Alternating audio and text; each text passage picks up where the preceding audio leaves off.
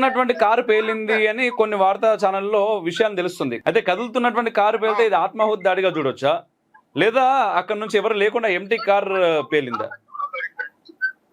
Empty car అయితే కాదు, ఖచ్చితంగా కార్ లో పేలినప్పుడు అయితే ప్రజలైతే లోపలైతే ఉన్నారు, మనుషులైతే లోపల ఉన్నారు.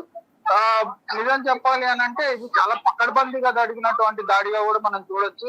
ఎందుకంటే సరైన సమయంలో ఏదైతే 6 to 8:30 ప్రాంతం కనుక చూసుకుంటే ఢిల్లీ మొత్తానికి కూడా ఒక హాట్ జోన్ టైమింగ్ అది. ఎందుకంటే అన్ని రోడ్లు ఫిల్ అయిపోతాయి, అంబులెన్స్ రావాలన్నా, ఫైర్ సిబ్బంది రావాలన్నా, పోలీసులు రావాలన్నా, ఇన్ఫాక్ట్ ఎన్ఎస్జీ రావాలన్నా, నిజం చెప్పాలంటే 6 నుంచి 8:30 వరకు ప్రైమ్ మినిస్టర్ గారు ఎక్కడన్నా బయటకు వెళ్ళాలన్నా కూడా పొద్దున్నే ప్లాన్ చేసేసి ఆ రూట్ అనేది అయితే వాళ్ళు క్లియర్ చేసుకోవాలి.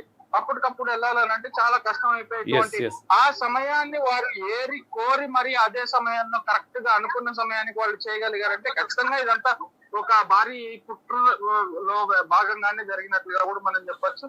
అయితే వీళ్ళు ఇప్పుడు ఈ బాంబు లేకపోతే ఈ సిఎన్జి లేక ఏ దాడి జరిగినా కూడా ఖచ్చితంగా దీని వెనకాల పాకిస్తాన్ లేకపోతే జార్జ్ సారోస్ ఉన్నట్లుగా కూడా మనం చెప్పుకోవచ్చు. ఎందుకంటే ఈ దేశంలో అన్రెస్ట్ క్రియేట్ చేసి ప్రజల్ని లేకుంటే గవర్నమెంట్ ని తమ పని తాము చేసుకోకుండా ఉంచడానికి చాలా సంస్థలు అయితే ప్రయత్నం చేస్తున్నాయి. అందులో జార్జ్ సారోస్ కూడా ఒకటి. పాకిస్తాన్ ప్రమేయం ఎంత ఉంది అని మనం అనుమానిస్తున్నాము.